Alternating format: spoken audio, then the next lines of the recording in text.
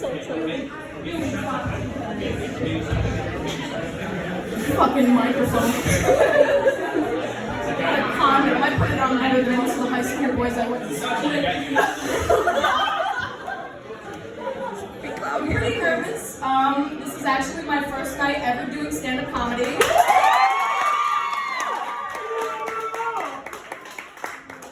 Scared? I have a phone, no notebook.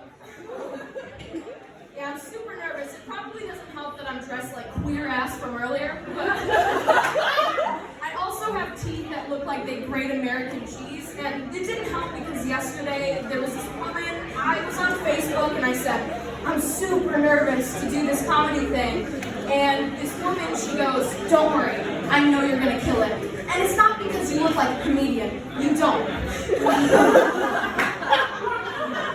But you have a really funny smile.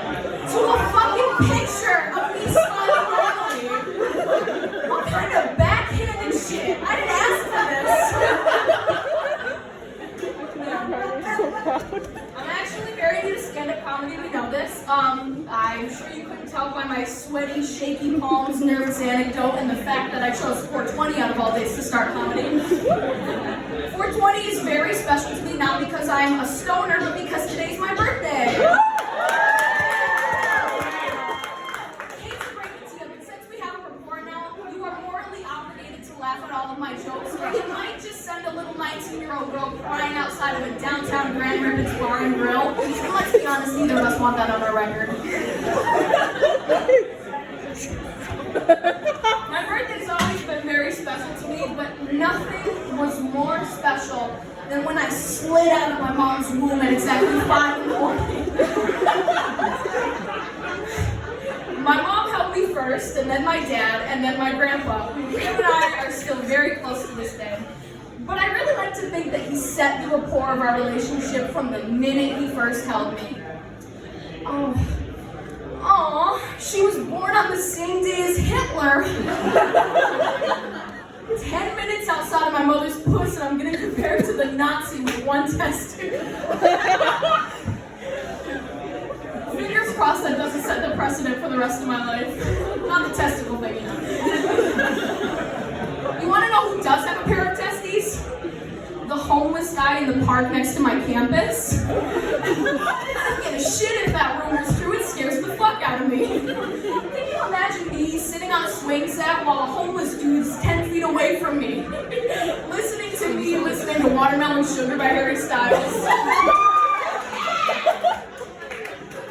I go to school just up the road. I'm an Aquinas College student. Catholic college and talking about a homeless guy's testes. So I graduated in the midst of the pandemic for like my senior year, obviously. And not to open up any old wounds, but does anyone else remember that really fucking weird period of like 2 days where all of these older generations were posting pictures from their final day of their senior year? We stand with the seniors. Fuck you.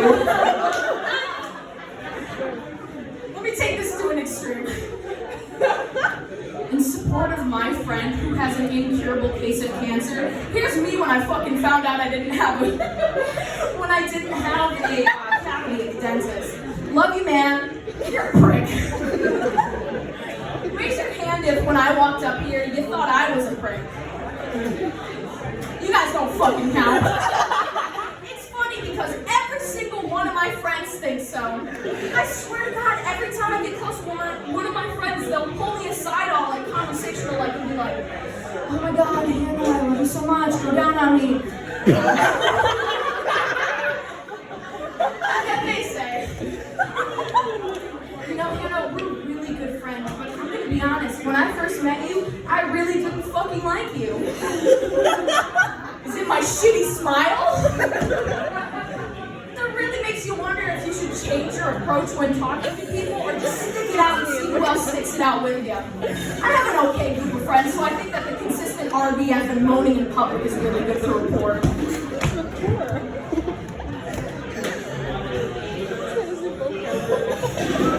People who make fun of comedians are literally the exact same people who will ask you to tell them a joke. And I'm sorry, can you imagine doing that with any other career choice? Hey Hey man, I know you were telling me you were gonna go to law school, and I was just hoping you could mediate this divorce between my wife and I to prove you really want to do this. Okay? I think it just proves that people don't think the arts and humanities are still a valuable career choice. Sorry. I'm sorry, but if I'm gonna be standing in the mirror, poring over my jokes for hours on end, wondering if they're even funny enough to tell myself, I think it's safe to say that that's comparable to the stressors of a 9-to-5 job that makes one want to resort to, oh, I don't know, alcoholism and wife beating. Alcohol out there, guys? Yeah. Speak up. Women cannot have shit without men making fun of them. That was the whole joke. Now I'm gonna tell you why.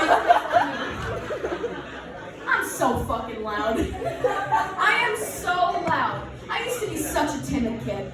And, you know, it probably didn't help that I had, let me think, 3 fucking friends. I mean, can you imagine me talking to 3 people in elementary school and your teacher who sometimes questions your social skills?